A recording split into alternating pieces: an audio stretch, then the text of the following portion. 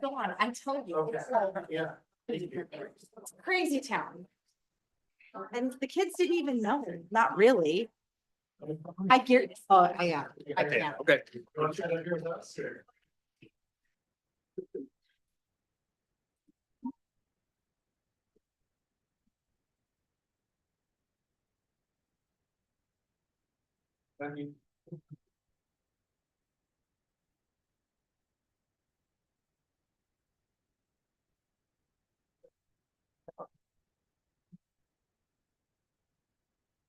Looks very good online. Councilmember Bender just dialed in. I'm pretty sure that's her phone number. All right. So.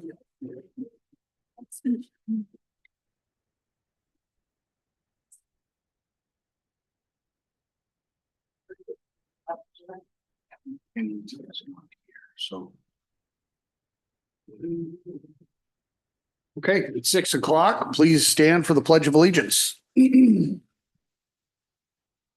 I pledge allegiance to the flag of the United States of America and to the republic which stands one nation under God, indivisible, with liberty and justice for all.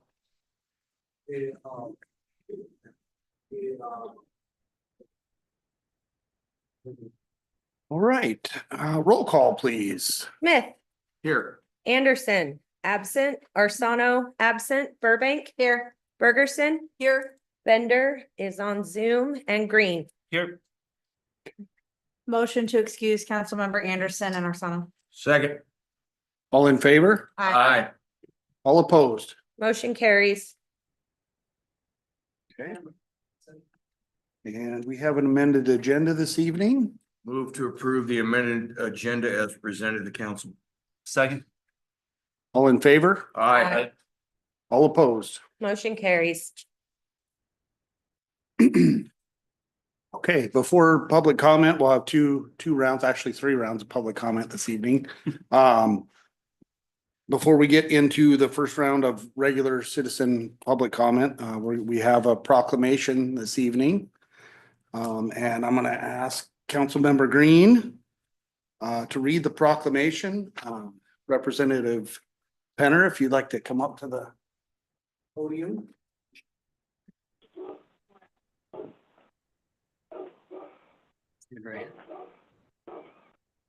No, here. Thank you. All right, Representative Penner, position of attention, please. We go back. Whereas the city of Buckley expresses its deep appreciation to members of the Washington State Legislature for their commitment to protecting critical community institutions and supporting the residents of Buckley.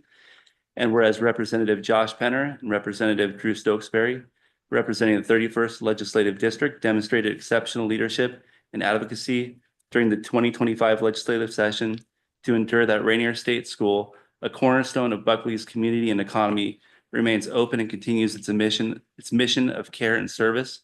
And whereas Rainier State School not only provides vital services to individuals with developmental disabilities across the region, but also stands as Buckley's largest employer and a historic institution that holds immeasurable value to the families, employees, and residents who rely on its continued operation. And whereas Representatives Penner and Stokesbury work collaboratively with community members, state agencies, and legislative partners to preserve the future of Rainier State School and protect the services and jobs it sustains. And whereas their efforts reflect a commitment to the people of Buckley and to those served by Rainier State School, reinforcing the importance of advocacy, compassion, and public service at the state level. Now therefore be it resolved, the City Council of the City of Buckley, on behalf of the residents of Buckley, extends its sincere gratitude and recognition to Representative Josh Penner and Representative Drew Stokesbury for their outstanding leadership, dedication, and public service in support of Rainier State School. Proclaimed this 27th day of May 2025.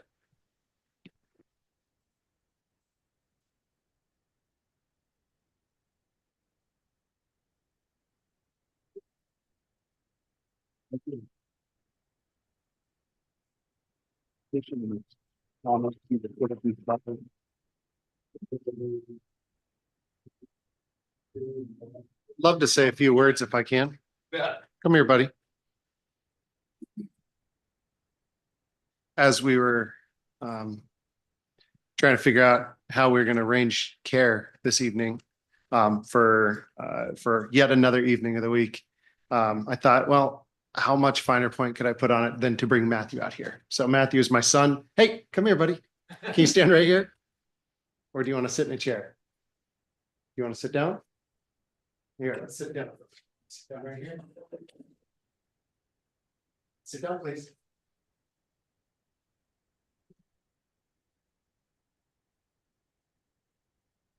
So care for Matthew, as I know a lot of people in Buckley know, is a 24/7 activity.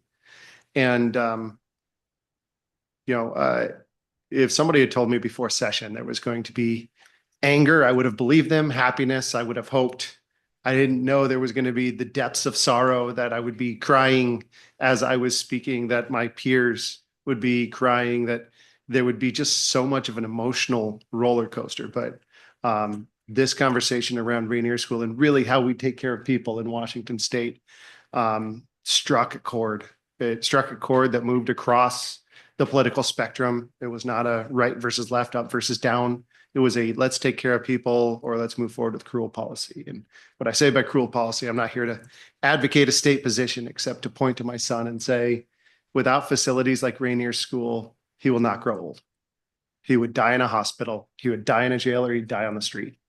And that terrifies me. And it terrified me for 104 days until we figured something out, didn't we? On the 104th day.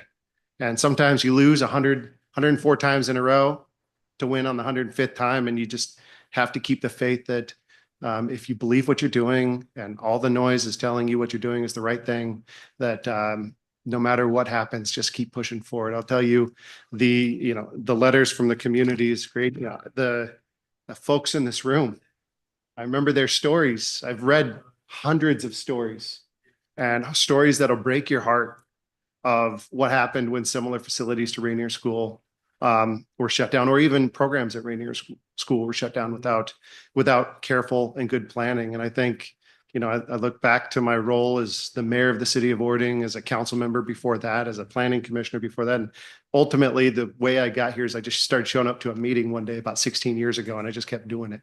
But the decisions that everybody here makes, it's easy to just kind of think, we're going to talk about ADRs, or we're going to talk about a local land use thing, but they do have lasting impact, hopefully for the better. But,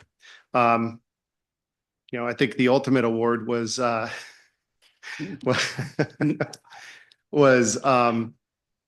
seeing the courage of people at the very end. There were people who faced an immense amount of pressure. Some of us faced it from day one, but others were pushed right to the breaking point at the very end and stood the line. They deserve recognition too. And this was a collaborative effort in a way that I've never been part of a collaborative effort. I mean, I have a city of 10,000 people. I've run campaigns for a couple 100,000 voters, but it really is a collaborative effort to get people across Washington State, across political spectrums, across constituency groups to believe in something and to fight against really the prevailing opinion so hard that you can change it at the very last moment. And so I'll always look back at this as we call it our freshman bill. It wasn't my bill, but you know what? We took it, we hijacked it, and we, for a time, hopefully, created a sense of safety for the residents that are out there. We took what would have killed people, in my mind, and turned it into a form of an entitlement. And so that's just the beginning, though, is we've got a lot of work to do to take care of people all across the state and really of all needs. So thank you. Thank you for the proclamation. I'll definitely make sure that Drew sees it as well. I apologize that Representative Stokesbury wasn't able to make it this evening, but on behalf of him and Representative Couture, the rest of the folks on the appropriations, Democrats and Republicans that stood for this, thank you. I hope I've demonstrated to Rainier School that it's a commitment. I've been out there 3 or 4 times. So a plug, Mr. Mayor, we have a town hall. I think it's June 4th. June 4th. There's my LA, by the way. You all should know my LA here. If you don't already, Sarah is probably the best LA in all of Olympia, legislative assistant. So when you reach out to me, she sees it, and then she makes sure that I see it. So as a team effort. So thank you so much for your time. And going back, Brandon Green was my boss in the Marine Corps many years ago. Many years ago when I was a lance criminal and he was a sergeant of Marines. So, thank you. I'm going to go capture my son and figure out what he's up to.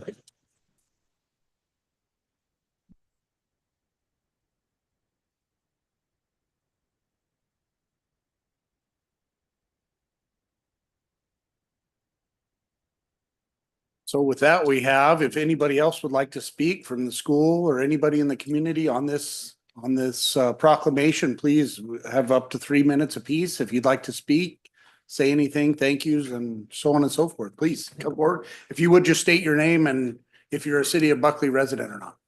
Willis McNabb. I used to live in Buckley, but I've been in Carbonado for the last 20 years. I have worked in Buckley for 34 years. So, this was a fight that,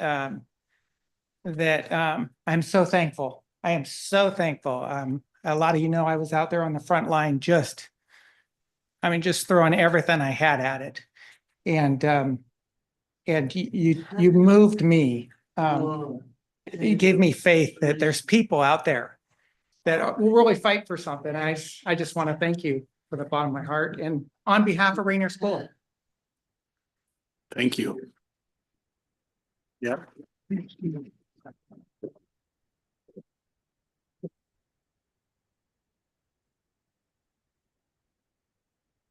Yeah, my name's Jeff Carter. I'm president of Action DD. We're a coalition of all the friends groups of the 4 RHCs, which we like to call community-based or campus-based communities.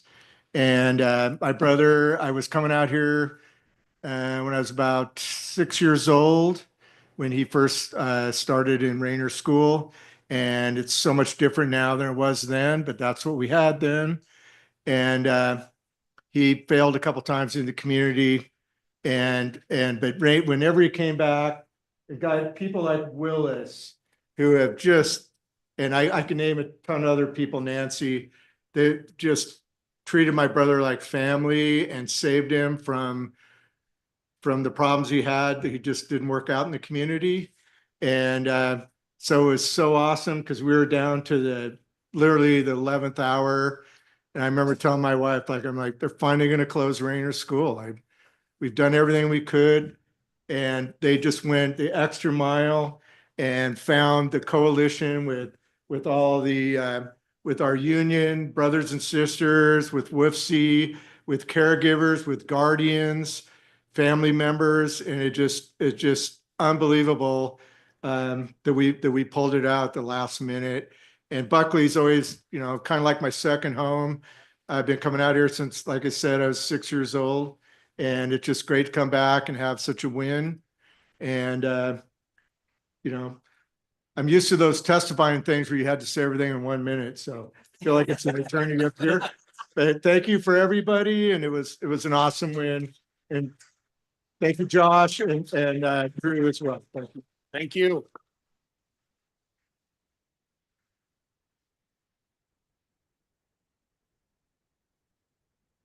Hi, I'm Tasha Duncan. I was a resident of Carbonado or Buckley since I was 7, and now I'm a resident of Carbonado. I've been here before, and I really appreciate all your guys' support. It was a really, really long process, but literally down, like everyone else has said, to the last minute of figuring out what we were gonna do and breathing a sigh of relief, knowing that our clients were taken care of, was the best part of it. So I appreciate Joshua Penner and all of his work behind the scenes, and Mike, our president, Brittany, for pushing me to come speak, and I haven't stopped talking. So I really appreciate it. Thank you. Yep, thank you.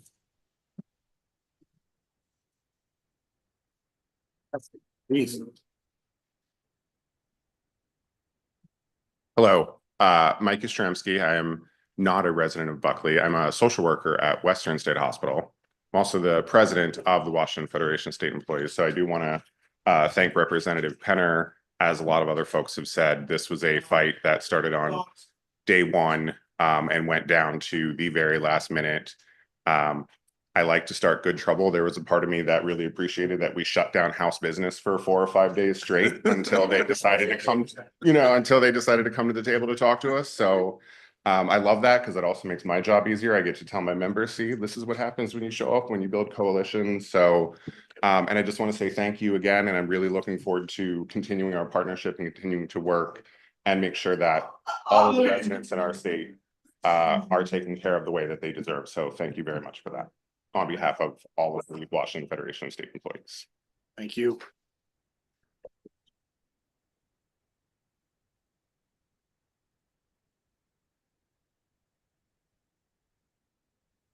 Hello, everybody. Thank you so much, all of you. What a team. I'm Scott Ward, facility manager at Rainier School, and I've only been there for like 9 years.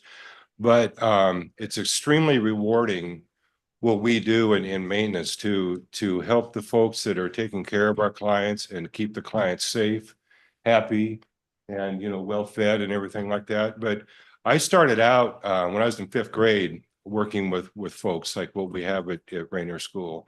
And I've never forgotten that. Previous to this job, I was in retirement living for years and years and years. And it's just so gracious. I feel honored to work at Rainier School.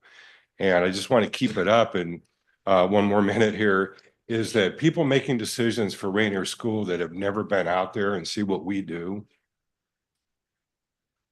I have no use for. They need to come out and see the great things that we do, the beautiful landscape that we have here, and the workmanship that we have with the city, the water department, work really closely with Chris, the police department. They know all of our clients. The fire department, second to none. They all are. So I just wanted to say my piece on that. Thank you very much, Courtney. So thank you much. Thank you.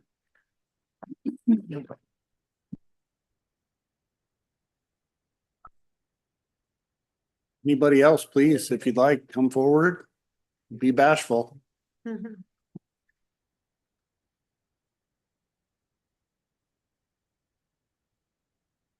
name is Mark Von Walter. My son has been a resident of Rainier School for 10 years plus now, and it has been a seminal, life-changing change for him. He failed 3 previous community placements, which were not equipped to deal with his level of needs. This facility is incredibly critical to keep the full continuum of care for all of the all the people in residence there. The thing, and I'm so grateful to the legislation that was passed to keep it open, but I think this is only the door to continuing the fight to keep it viable and keep it really vibrant, to keep the community that is on Rainier School, keep it functioning and operating. There are a lot of backroom issues going on with other organizations, with the anti-institutional organizations that are, as like Scott said, are not experienced in the facility. They're just operating on prejudices based on 1975 from the Cuckoo's Nest days. And that's no longer the reality. We're talking about a really great, vibrant community that needs to be enhanced and increased rather than diminished. Thank you. Yep. Thank you. Thank you.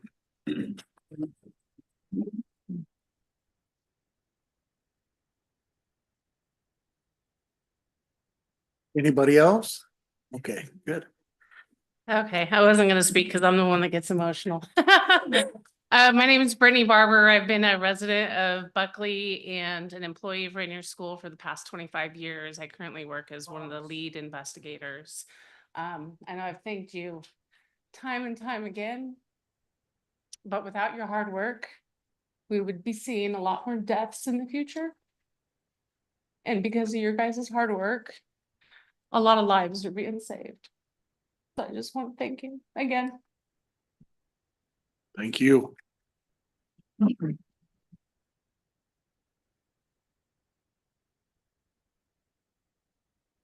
Anybody else? I know it's hard to get up, but it's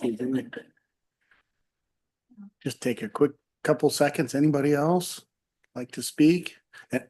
Brant, oh. Yeah, please. Yeah, please come up. Yeah. Shasik, Bata. Not so close to the mic. Adash, Adash, Dash, Idi Dash. What? What?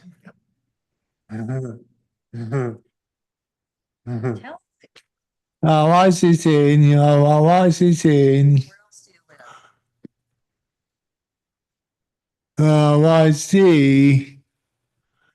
Irida. Don's been there 7 years. Yosh. Longest place. Anafish. There's Nuggets. Well, a box. A rock goes up. A rock goes up. A go walk. A go walk. It be money. Washington to the night. To the night. That's his birthday. Happy birthday, Dustin. Rita. His brother played guitar. Oh yeah.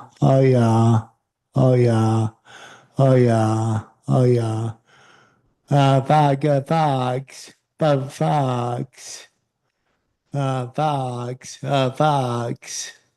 Flags. Fox. Yep. Nice state. Maggie, Washington. Yep.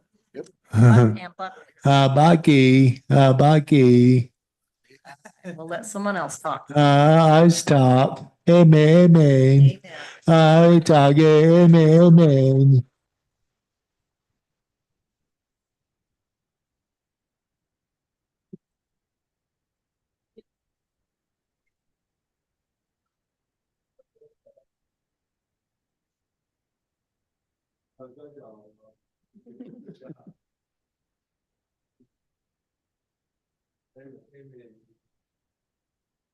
Okay. Anybody else like to speak this evening before we get into regular public comment? Oh, Brandon? Yeah, sure. Yeah. So like I said earlier, when I tried to get the representative to stand in the position of attention, we go way back. I won't tell you about the shenanigans that we've endured together. We'll say I'm thoroughly impressed with your work, but I'm not at all surprised. This is exactly the kind of stuff that I thought you'd accomplish, and so.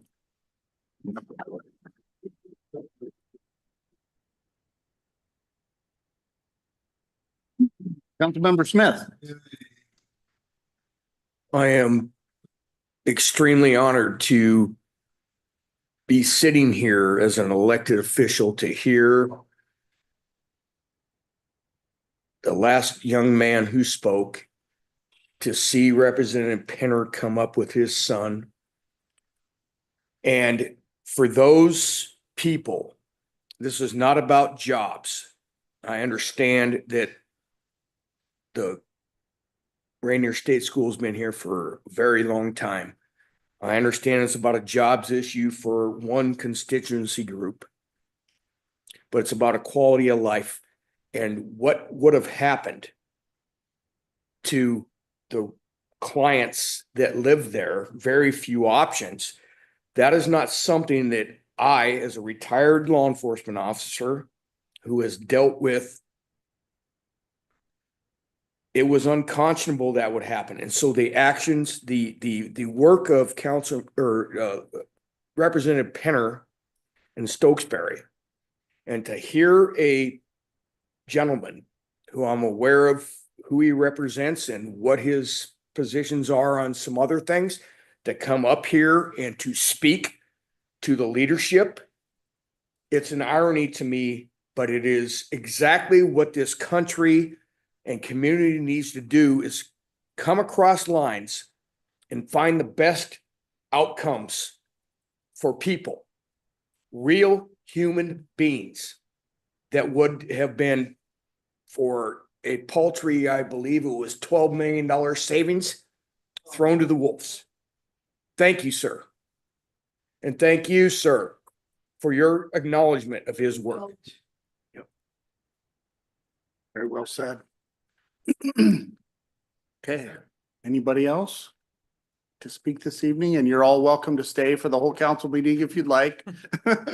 But if not, we'll move into our, thank you all for coming. Thank you all, genuinely, thank you.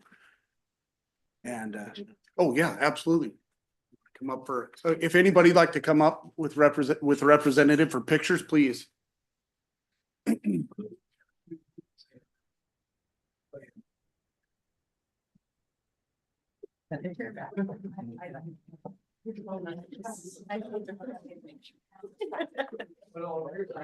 Yeah, you bet. With if you like, wherever you like. No, thank you.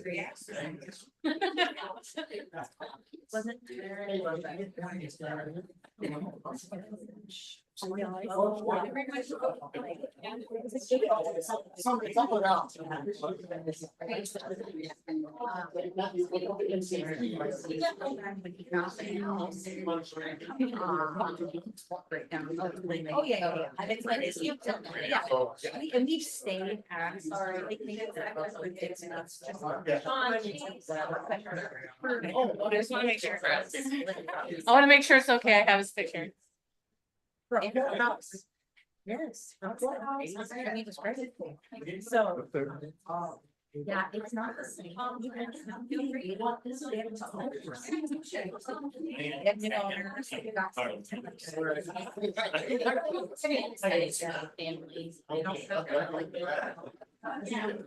Like, I have operators that are like, it's like a third party, like it has one of those signs that says RV or whatever, I don't know. It's okay, I mean, it's fine, it's just not like, they don't have the restaurant anymore.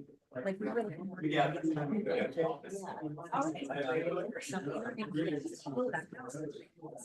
It's fine.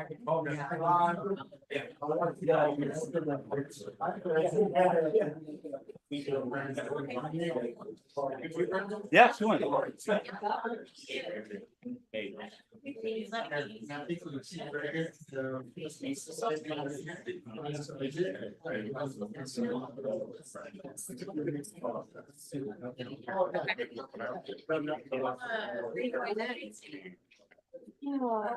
I think it's because oh, that's it. Oh, jeez. Yeah. Yes.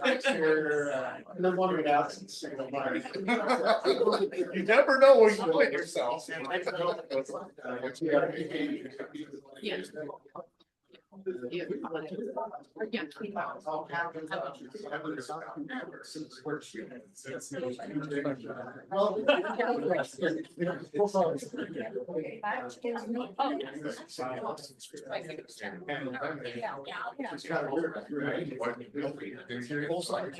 Yeah. Five sides.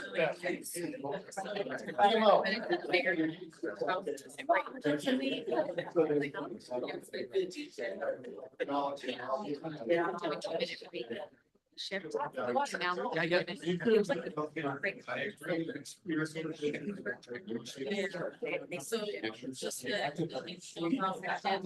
We'll take just a 2-minute break so everybody can visit for a couple of minutes and we'll start back at 6:30. So everybody feel free to visit for a couple of minutes. Yes.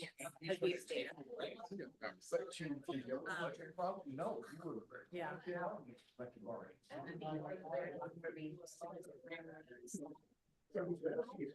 Thank you. All right. I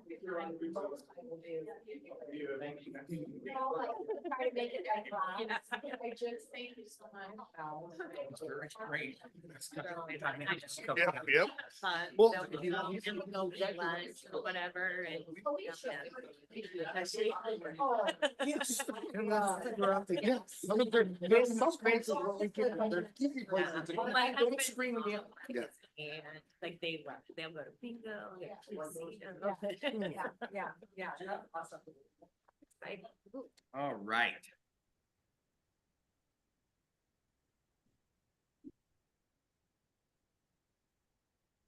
Let me know when you're ready, because I stopped the recording. Oh, for a sure. minute. And we still have Connie. Okay.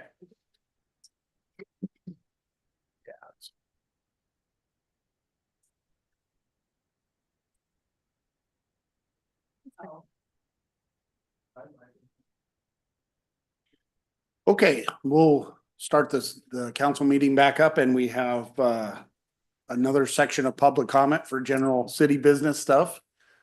If you'd like to speak now or at the end. Okay, at the end? Okay. Anybody else like to speak for up to 3 minutes before we get into regular council business? Okay. All right, just real quick, you've probably seen this, the second growth first sightings going up on City Hall. And the steps are under construction, kind of sort of half and half. So that's about the only real update I have. If you haven't seen it, and take a jump by there. And then we have Citizens Advisory Commission, Councilmember Anderson, who's not here. We'll do that on the 10th. Okay, and the next one is Arsano, and he's not here And either. planning commission didn't happen because of the holiday. So Okay. that was my fault. Okay. All right, we'll start into the regular agenda then. First item on the agenda is a public hearing on the comprehensive plan.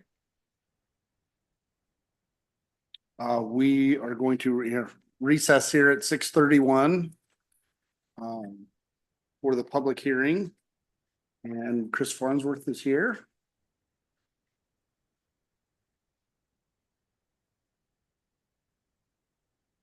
All right, so this is our public hearing for our comprehensive plan amendment. City Council has already seen the edits that the Department of Commerce has requested. So this is just another part of the procedure where we have a public hearing, take public comments. And so, make sure this works. Yep. Well, that's a little difficult to see. So the main focus of this is to address comments by the Department of Commerce. However, once we open this up for an amendment, the entire comp plan is up for review and comments. So anything goes essentially, but the focus is on the Department of Commerce comments. So there were 4 proposed changes by the Department of Commerce. One of the big items were land use and planning tools to reduce and mitigate wildfire risk. Identifying areas that have a high risk of residential displacement. And as we talked about the last time these materials were brought before council, the main area for residential displacement in Buckley is the mobile home park. And another aspect was accommodating the growth for the emergency housing. Anywhere where we allow hotels, motels, we have to allow for emergency housing. And that can be anything from disaster relief, if there's a natural disaster, or even some of the transitional housing. And the 4th item is we've had a racially disparate impact report done as required by the Department of Commerce. And they wanted us to directly reference that in the report, which we have now done.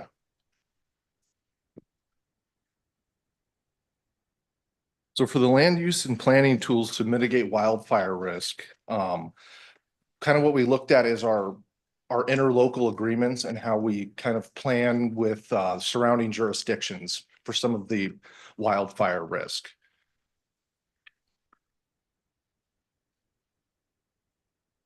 And then for identifying the areas that have a high risk of displacement, we just added a short section, and you guys have already had the opportunity to review that.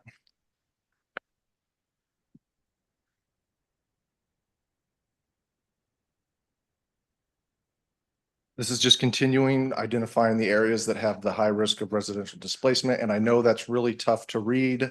I should have included just the actual cutouts in the agenda packet. Yeah, but if you're not familiar, the only one we have that we're identifying is the mobile home park off Park Avenue. Yeah. Near the sewer treatment plant. Yep.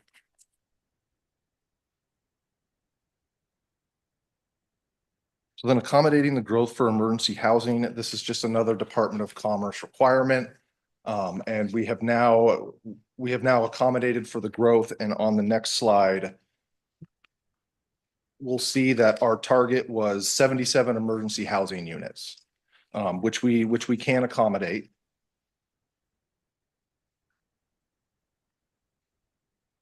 And then the last item is including a direct reference to the racially disparate impact report, which we have done. I understand this can be kind of a touchy subject. I totally recognize that. However, in order to receive, the approval from the Department of Commerce, they wanted to see this reference and we have put it in the report. All right, that is the end of my presentation. Thank you very much for your time. And if there are any questions, please feel free. Thanks, Chris. All right, does any public comment? Anybody? Yeah, Josh, please. My name's Josh Osborne. I live at 68812 Hinkleman Road in Buckley. I'm also here as the president of the Citizens Alliance for Property Rights of Pierce County. So for the last 20 years, we've worked throughout the county on comprehensive plans, zoning related issues, different topics that affect property rights. And so I appreciate Chris in the presentation that he gave with some of the things that the Commerce Department wanted to update. There was something that I was made aware of that I feel is the front and center issue, not those other 4 things that the Commerce Department wanted related to the math. Back in December 10th, the comp plan that was submitted to the council and the public for review showed in the high density residential 30 to 50 units, dwelling units an acre. It had been that for the last 18 months through all of the public hearings, et cetera, even the open house that was here, every document that was circulated, all the builders, developers, homeowners throughout the city said 30 to 50. So it was interesting back in like March, the city's website didn't have that on the website yet. And so when we requested that information, lo and behold, it had changed to 15 to 40. And so I went back and looked and listened to what was discussed here. And all that was mentioned was a amendment that was proposed and some page numbers, but it was never specifically called out that change had happened, because if it was, there's many people in this community that would have been here even today testifying, saying they're not happy with that change. And so first of all, I think that there's a significant lack of transparency by making that change and not voicing what that change was. The other thing that happened here recently is at the Planning Commission a week ago, the consultant that the city has hired to review all this information and develop code around this presented their proposal. And in their proposal, they're referencing what was approved by them prior to going to Planning Commission and going to council. They're not even referencing what has actually been signed by the council.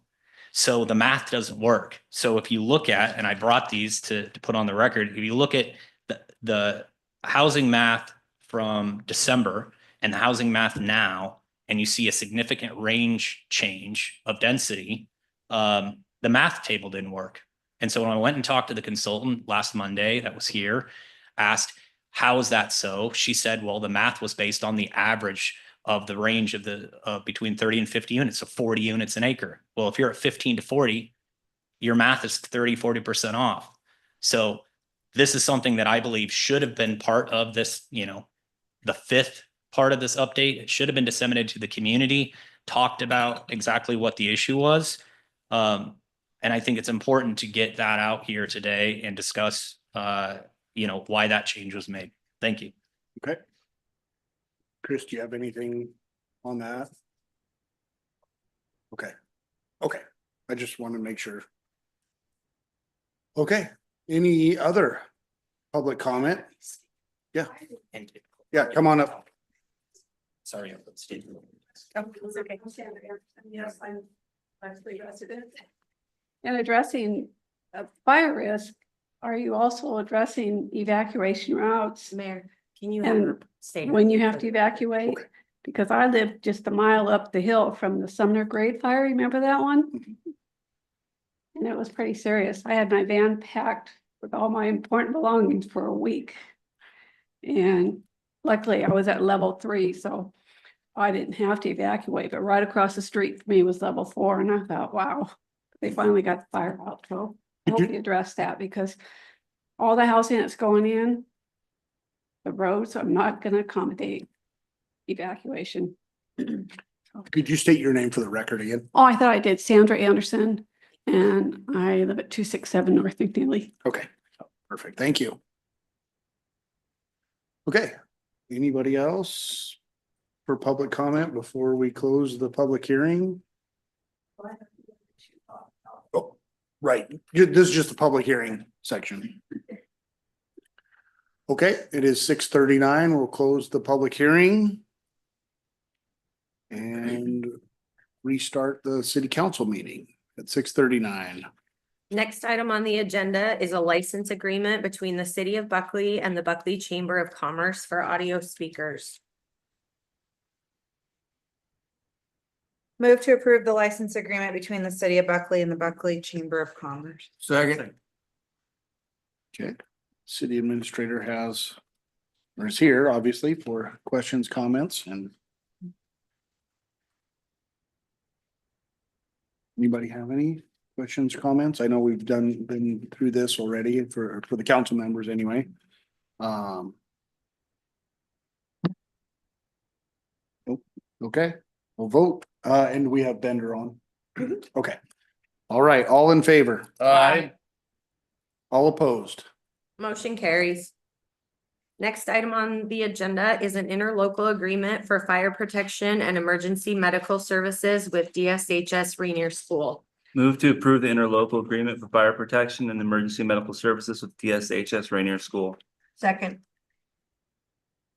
Chief Scoggins here. If you have any concerns, questions, comments? Anybody? Nothing from Connie? Ron, did you have your hand up?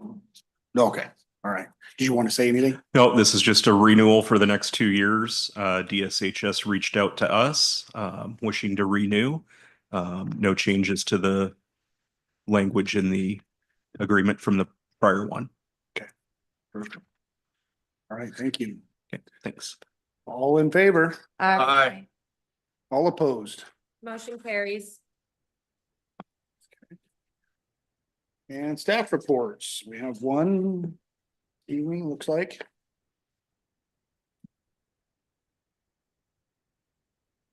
Only update I have this evening, Mayor, is regarding the Spiketon Bridge opening. The last that we reported on this, it was supposed to be opening this summer. During early construction, they discovered unstable soil around the bridge supports. And so right now they're pressing pause and doing some additional testing and redesign. They do still expect, or they're hopeful that they will be able to reopen the bridge. It is primarily prefab, so construction of the bridge should move rather quickly once they're able to safely make those support beams. Late summer, early fall is the new tentative date for that bridge reopening. Okay. And that's the pedestrian bridge over Yes, Spiketon. over Spiketon. Yep. South Prairie Creek. Okay. All right.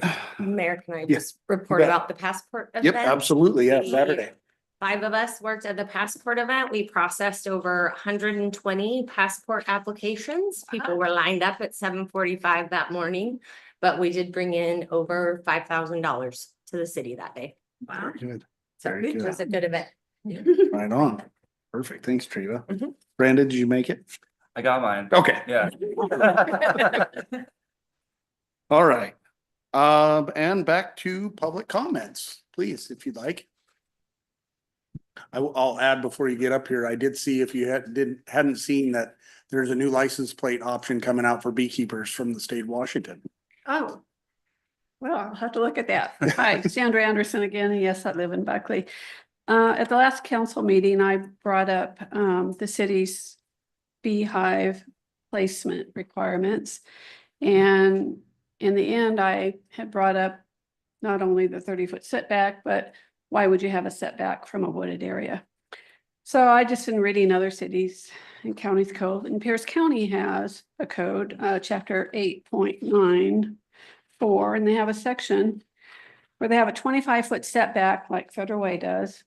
But instead of having a 10-foot setback, if you have a cedar fence or a hedge around it, they have an exception that reads, residential limitations shall not apply when a parcel is contiguous to an open area such as, but not limited to, wetlands, fish, game preserves, hatcheries, military reservations. Such areas shall not Such areas will be at least 2 acres in size. Well, the area behind me is 2.6 acres, so why would there be a limitation at all for that? So I wanted to bring that, and I brought the chapter on that for you.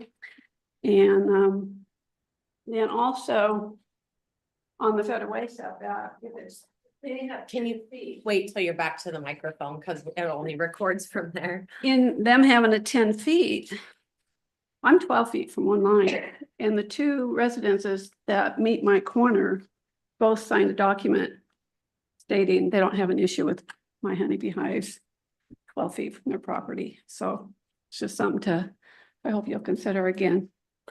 Okay. All right, thank you. Okay, any other public comments this evening? Okay, nothing, okay.